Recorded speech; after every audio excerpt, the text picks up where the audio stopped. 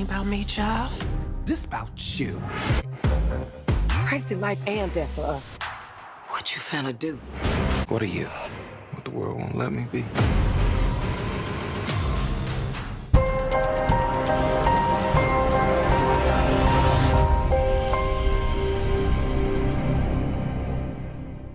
What's up, YouTube? It's your boy Mark Dark, and I'm back with another video. If you're new, if you love P-Valley, go ahead and hit that subscribe button. Like the video and leave your theories, comments, everything down below. Now today we're going to be talking about P-Valley Season 2, Episode 7. This is the What to Expect video for Episode 7, and it is based off the trailer that they put out.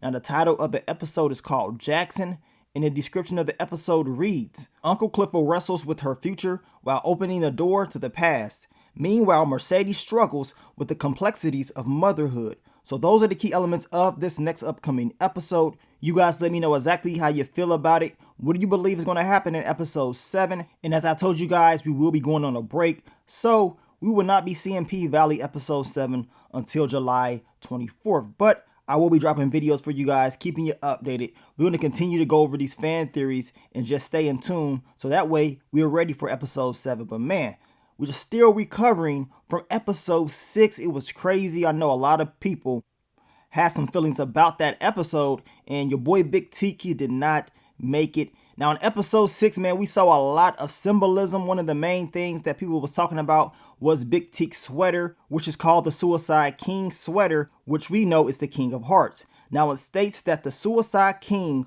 card in the deck of cards, he's the one with the sword through his head. Unlike a hopeless romantic, a King of Hearts does not daydream about a romantic life, but has already lived through it and died from it. The King of Hearts is a symbolism of someone who is reborn after the experience of both the joys and tragic pain of love. They then return and master love with more self-respect. In the card game of romance, the King of Hearts is the highest hand. So, of course, that is, like I said, another explanation of what Big Teak was representing, at least his outfit in this last episode. And we saw all types of different symbolisms as far as the Robert Johnson picture with the shadow, with the devil's horns. I mean, all types of different things. And that's one thing that P-Valley does. They show us a lot of different signs. They foreshadow a lot of different things. And we're going to talk about that, or some of those things, in this video. Now, make sure you checked out my last video. I dropped the episode 6 recap. I mean, like I told you guys, episode 6 was flat out crazy. It had everybody talking, and it seems like everybody that was in that hearse, we talking about the Dirty Dozen tour hearse, right?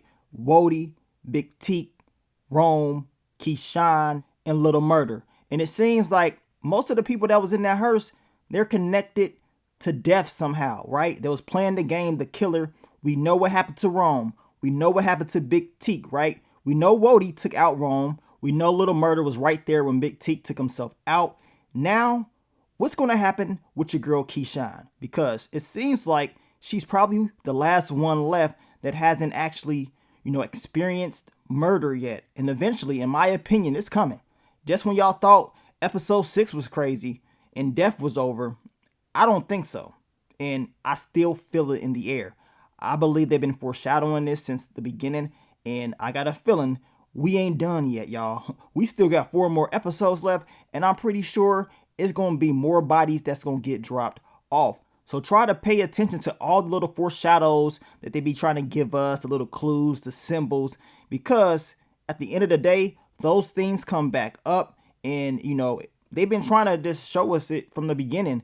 And we will continue to talk about these different fan theories, right? Because in the last episode, we know fan theories did come true. And we talking about the whole toy having COVID fan theory. That came true. We know that grandma, she has it now, and most likely a lot of other people are going to have it. I believe that's going to be revealed in the next upcoming episodes. But like I said, leave those fan predictions, leave it all down below. We will continue to talk about them, and we're going to see what else comes true. Now, I'm going to try my best to focus on all the key points in this trailer. If I miss anything, you guys let me know down below. So let's begin. What can we expect from episode 7 called Jackson? Based off this trailer, it seems like your girl Autumn Night, she's going to Uncle Clifford talking about you're going to get what you deserve or whatever. We know she's getting closer and closer to selling the club, right? Now, Uncle Cliff tells her, like, look, I can buy another club, but I can't get no other pink that club, you know, it represents a lot. It's a lot of history there. I mean, Uncle Cliff does not really want to let that club go at the end of the day. We know Autumn Night, she went to that masquerade. She had, you know, a connection with Georgie, who is the executive of Promised Land. So we know most likely she's going to get a better deal on the club. So this is why, in my opinion, I believe she's going to Uncle Cliff talking about, you're going to get what you deserve. You know, you're going to get some money. You good. But at the end of the day, this decision is going to be on Autumn Night. She's trying to put it like it's Uncle Cliff's decision, but this is about her and what she wants to do. And I will say this, what is going to happen when Autumn Night is, you know, exposed for not being Lakeisha Savage, for really being Haley Carlton? What's going to happen then? We made the video about the sheriff finally catching up with her. I think eventually that's going to be the case. And I ask you guys this, what's going to happen then when they say, you know, you've been stealing someone else's identity. You bought a whole business and you used another person's identity. What's going to happen to Autumn then? You guys let me know, because I'm going to tell you right now, once that does happen, it ain't going to look too good for your girl Autumn Night. And this whole club thing, I don't know what's going to happen. I've seen some people saying that Uncle Clifford may be able to get the club or something. At the end of the day, if we're being realistic, Autumn Night, she's going to get exposed. It's just a matter of time before that happens. And she's going to have a lot of explaining to do, in my opinion. Now, we can expect Mercedes to have a hell of an episode. It's going to be crazy for her. We know what happened at the end of episode 6. She found out that her daughter, Terica, is pregnant. The last thing that Mercedes ever wanted was her daughter to relive the same thing that she went through, right? She doesn't want this for Terica, but this is the case. In the trailer, we can hear Mercedes telling Terica that you're running out of time. And Terica's like, running out of time for what? And I believe Mercedes tells her a crazy life and death for us. So we're going to see exactly if she was talking to Terica. They kind of switched it up in that actual scene in the trailer. But Mercedes will be on one. And I've seen some people talking about Mercedes may try to, I guess, get an abortion for Terica. I mean, I don't know if they're going to play it out like that, but I would not be surprised if that is the case. And the crazy thing about that is we got the whole Roe v. Wade thing going on in this country. I mean, this storyline, I mean, it will fall right into place, in my opinion. I think people are definitely going to relate to this, and this is going to be one of the storylines that people will be looking out for. Now, on the casting list for episode 7, I do see a young Mercedes, right? So that means that it's possible that we will be seeing a younger version of Mercedes in this episode. We may see a flashback. We may see exactly what went down with Mercedes when she was a young girl. A lot of you guys have mentioned that y'all wouldn't mind seeing certain characters' backstories.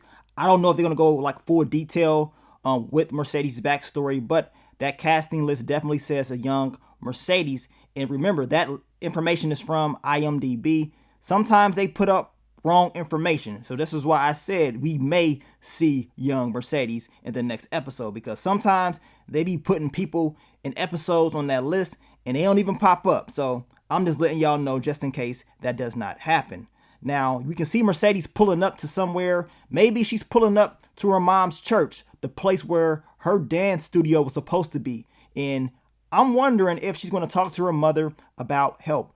I'm waiting to see Patrice and Mercedes have a scene together. I cannot wait to see that interaction. And some of you guys said that y'all think Farrah is going to still help out Mercedes. Well, we're going to find out. We're going to see if that Mercedes experience really, paid off, or Mercedes is just going to be out there on her own. At the end of the day, Mercedes will be looking for some help dealing with this whole situation with her daughter, and it's not going to be easy. Now, the trailer, we can see Little Murder, and I'm pretty sure it's going to be rough for him. He is still recovering on what happened to Big Teak, so we will see the aftermath of that.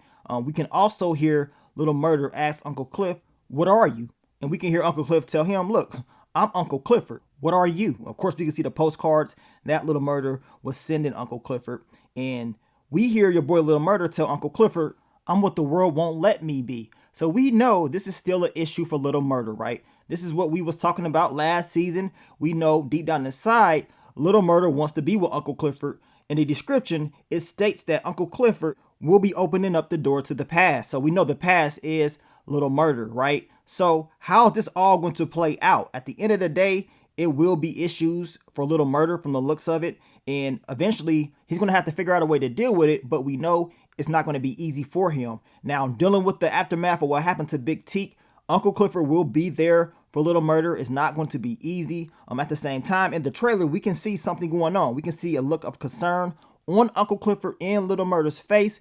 And right after they show us this, we see Grandma Ernestine, and she's not looking too good. We already talked about the whole COVID thing. I told you guys, most likely everybody has it because we know Toy, she sneezed everywhere up in that club. We know Grandma Ernestine, she was right by her. Uncle Cliff is right by Grandma Ernestine. Your boy Little Murder, he is there. The health inspector, she got it too. So it ain't gonna be ending well, in my opinion, for Grandma Ernestine in this next episode. And I talked about this in the fan theory video that one of the major things that we kept seeing and kept hearing about is people with pre-existing issues or medical issues. They was dropping like flies, especially people with diabetes and stuff like that. So I am hoping that Grandma Ernestine can pull through. But as I told y'all, we've been seeing the foreshadows of death. We can feel it. The things that Grandma has been saying about death, I mean, please, I hope those foreshadows don't come true because she's been pretty much telling us